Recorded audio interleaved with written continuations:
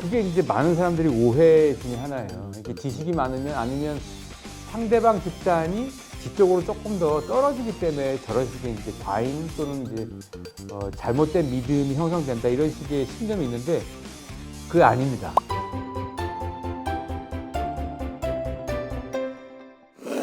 네, 트렌드숲의 윤옥환입니다.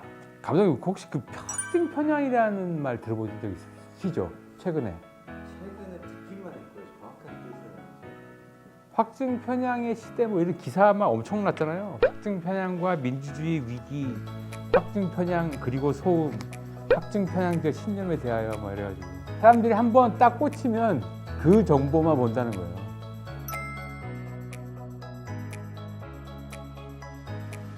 확증 편향이라는 말이 어려운 말인데 이게 좀 회자가 됐습니다. 이 회자의 종지부를 찍은 현상이 하나 있는데 이게 이제 2023년 12월 28일 날, 그러니까 2023년 연말에 그 다음 해 이제 2024년 한국 사회가 주목해야 될 사회 심리 현상으로 심리학자들이 투표를 했는데 이때 심리학자들이 제일 많이 투표한 현상이 바로 이 확증 편향이라는 현상입니다. 사람들이 보고 싶어하는 것만 보는 현상, 이걸 이제 확증 편향이라고 하죠. 영어로는 confirmation bias라고 합니다. 반박하는 증거나 이런 것들을 찾으려 하지 않거나 아예 무시하는 경향성, 이런 것들을 확증 편향이라고 하죠.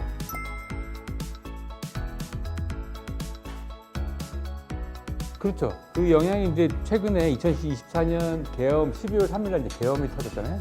그 이후에 얼마 전에 이제 헌법재판소에서 파면 선고가 있었는데 이때 이어지는 현상하고도 다 연결이 돼 있고 이 알고리즘으로 보면은 자기가 믿는 해당 영상만 반복해서 보는 현상 이걸 이제 설명하기도 하고 사회심리학회도 이제 그렇게 보시는 것 같아요. 이게 이제 사회 갈등이 조금 더 부추기는 원인이 되기도 하고 예를 들면 이제 부정선거 같은 것들을 많이 제기하잖아요. 의혹을 제기하고 이걸 반박하는 영상도 10개에 대해서 다 하나하나 다 나왔어요. 근데 그 이후에 재반박은 아직은 이제 제가 본 적이 없는데 이 부정선거 이슈를 제기하는 쪽 있죠? 이 반박한 영상 봤을까요? 네, 안 보죠, 이걸 아예. 그래서 이제 이런 현상을 말하는 거죠. 자기가 믿는 현상, 이런 믿는 현상들을 조금 더 그쪽 관련된 정보만 계속 반복해서 더 강화시키는 이런 신념의 구조를 얘기하는 것입니다. 그게 이제 많은 사람들이 오해 중에 하나예요. 이게 지식이 많으면 아니면 상대방 집단이 지적으로 조금 더 떨어지기 때문에 저런 식의 이제 과잉 또는 이제 잘못된 믿음이 형성된다 이런 식의 신념이 있는데 그게 아닙니다. 뭐 박사님이나 교수님들이나 아니면 굉장한 전문가들도 예외 없이 어떤 식의 통로가 딱 빠지면 이쪽으로 쫙 빠진다는 거예요. 자동화된 과정으로. 이게 이제 사회심리학계에서 굉장히 큰 위험 리스크라고 보는 것 중에 하나죠. 여기 보시면 굉장히 고도로 훈련받은 전문가들조차도 이 확증 편향에서 자유롭지 않다. 이런 게 연구 결과로서도 계속 반복적으로 드러나고 있어요. 그거에 대해서 이제 여러 가지 설명이 있고 책도 많이 나오죠. 뭐 가짜뉴스든 뭐 이런 식의 이제 현상을 설명하는 사회심리학적 설명이 있는데 크게 보면 이런 거예요. 두 가지 정도인데 하나는 인지 용량 자체가 한계가 있기 때문에 추가적으로 어떤 뉴스를 판단하는 깊이 있는 사고를 하기에는 들어올 정보량이 너무 많다. 일상에서 노출되는 정보의 양이 너무 무한대에 가깝기 때문에 이걸 모두 합리적 의사결정을 통해 가지고 처리하기에는 용량의 부하가 많다. 이게 첫 번째 이유고 두 번째는 이런 게 있습니다. 자기가 옳다고 어떤 신념을 믿으면 그 신념이 자기의 높은 자존감을 유지하는데 긍정적인 역할을 해줘요. 이게 되게 중요한 것 중에 하나죠. 이 두 가지가 지금까지 이제 사회심리학에서 설명하는 가장 중요한 설명 중에 하나죠. 사실 이렇게 엄청나게 많은 학습을 하는 사람도 자기 신념에 잘 안 빠지는 사람도 있고 내가 틀릴 수 있지 이렇게 하는 사람도 분명히 있는데 이 두 가지로만 과도한 확증 편향을 설명하기엔 좀 부족해요. 여기서 등장하는 게 바로 이 책, 미스빌리프. 이 책을 제가 한번 설명을 하려고 가져왔습니다. 이게 국내에는 2024년 10월 달쯤인가 번역돼서 나온 책이에요. 댄 에리얼리라고 경제경영서 쪽에서 사회심리학 쪽 책을 많이 쓰신 분인데 이분이 자기 경험담을 토대로 해서 쓰신 책이죠. 이거 굉장히 재밌습니다. 여기 보면 확증 편향에 대한 이야기도 많이 나왔는데 자기가 속한 쪽에서의 주장하는 바가 있고 상대방의 반박하는 주장이 있잖아요. 그러니까 예를 들면 부정선거론에 찬성하는 사람도 있고 이게 말도 안 된다고 주장하는 사람 두 편이 있잖아요. 근데 한쪽은 다른 편을 예를 들어서 음모론적 관점이라고 주장해요. 근데 이 책은 예를 들어 그렇게 설명합니다. 음모론이라는 것들은 상대방은 일단 굉장히 무시하는, 그러니까 잘못됐다는 전제에서 설명하는 개념이라고 생각해서 상대방 입장을 뭐로 얘기하냐면 misbelief, misbeliever, 오신자 이렇게 이제 정의하고 설명을 하죠. 이 사람이 개인적 경험이 뭐가 있냐면 데니엘리가 코로나 때 코로나 그 굉장한 음모론들 있잖아요. 그 거기서 휩쓸려 가지고 코로나 악당 중에 한 명으로 딱 낙인이 찍혀요. 그다음에 대화도 시도하는데 다 실패되고. 근데 이걸 겪으면서 도대체 이 미스빌리프, 잘못된 신념을 믿는 미스빌리버, 이 사람들은 어떤 식의 과정과 원인을 통해 가지고 이렇게 미스빌리프를 좀 강화하게 되느냐, 이걸 설명하는 책입니다. 여기 보면 이런 게 있어요. 이 사람이 설명하는 그 잘못된 믿음의 깔때기가 4가지 요소 정도가 있는데 뭐가 있냐면 이 감정적 요소가 있고 그 다음 단계로 인지적 요소가 있고 세 번째가 이 성격적 요소, 이 잘못된 신념에 좀 더 취약한 성격이 있다는 거예요. 그다음에 사회적 요소, 사회적 요소는 내가 속한 그 집단에 들어가면 동의하는 사람들, 그러면 이 사람들이 이제 강화돼 갖고 움직인다는 거죠. 인지적 요소부터 해가지고 확증 편향 얘기가 많아요. 그래서 이 인지적 요소부터는 확증 편향에 대한 얘기가 쫙 설명이 됩니다. 이 과정에 들어가면 댄 에리얼리의 주장에 의하면 그냥 자동적으로 빨리 들어간다는 거예요. 전문가라고 하더라도.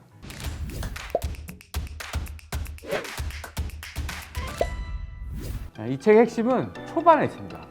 핵심이 이 감정적 요소예요. 많은 심리학자하고 전문가들이 인지적 편향에 대한 이야기는 해요. 근데 이 감정적 이야기에 대한 얘기는 좀 덜 하거든요. 근데 앞부분이 중요한데 이게 뭐냐, 저자는 스트레스 상황이 특정한 신념을 갖게 하는 되게 중요한 단서라고 설명해요. 근데 이 스트레스 상황을 2가지로 나눕니다. 예를 들면 첫 번째는 우리가 예상 가능한 스트레스가 있잖아요. 편집자님들도 스트레스, 일이 몰리면 스트레스잖아요. 근데 스트레스가 몰리면 내가 너무 힘들다는 예상이 들지만 특정한 이거에 대한 악당을 찾거나 그렇습니까? 그렇죠. 그런데 예를 들어서 예상 가능하지 않은 스트레스가 있을 수 있잖아요. 갑자기 가족이 사고를 당해서 사망한다거나 직장을 잃거나 이런 예상하지 않은 스트레스가 닥치면 사람들이 굉장히 당황한다는 거예요. 스트레스 2가지 다 감정적으로 큰 어려움을 주는데 예상 가능한 스트레스는 생각보다 통제가 가능합니다. 관리가 가능해요. 근데 예상 가능하지 않은 스트레스가 닥치면 사람들이 이 예상하기 어려운 스트레스를 원인을 찾는다는 거예요. 이게 바로 코로나 때 발생했다고 합니다. 수많은 사람들한테. 이렇게 되면 실직이나 경제적 문제까지 닥치게 된 사람들은 혼란스럽고 어려운 문제의 원인을 찾게 되는데 이 문제를 찾다 보면 이 원인을 제공한 시스템과 악당을 찾게 된다는 거예요.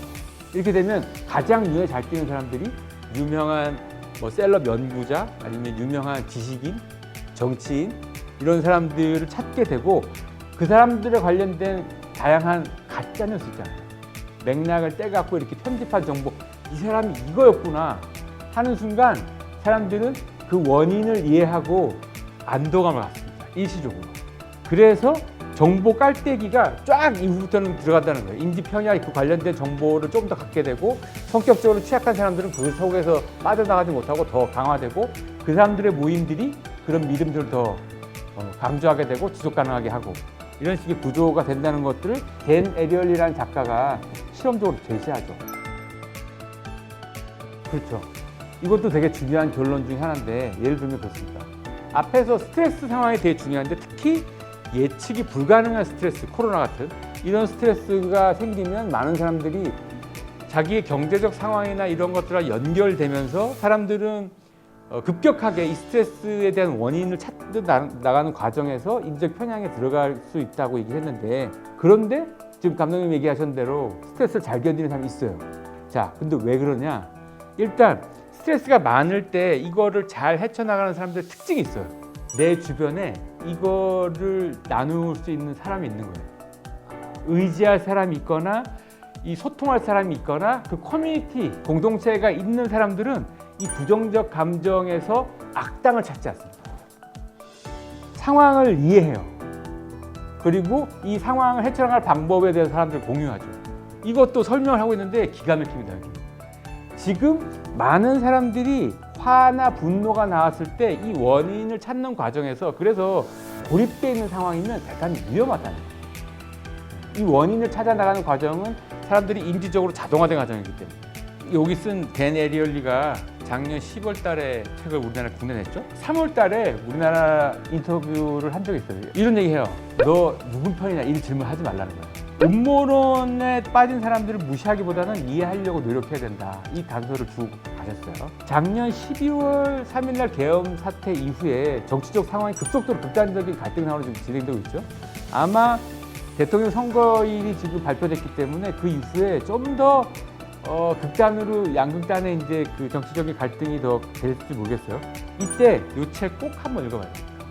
왜냐하면 이 책은 기본적으로 이런 거예요. 상대방이 어떤 감정적 상태에 있느냐를 들어보라는 겁니다. 이거를 알지 못하면 평행선으로 계속 갈 거예요. 지금 사실은 정치인들이 나와가지고 이제 선거 때니까 통합의 정치, 결합의 정치 뭐 이런 얘기들 하고 있는데 그 앞서서 이거부터 해야 됩니다. 상대방이 어떤 감정 상태에서 그 주장을 시작했는지 이 이야기부터 들을 수 있는 시간과 공간, 기회를 주어야 되는 이 시점이 되는 거죠. 그래야 다음에 합의를 어떻게 해야 되는지에 대한 아이디어를 낼 수 있다. 이 얘기를 꼭 한번 드리고 싶네요.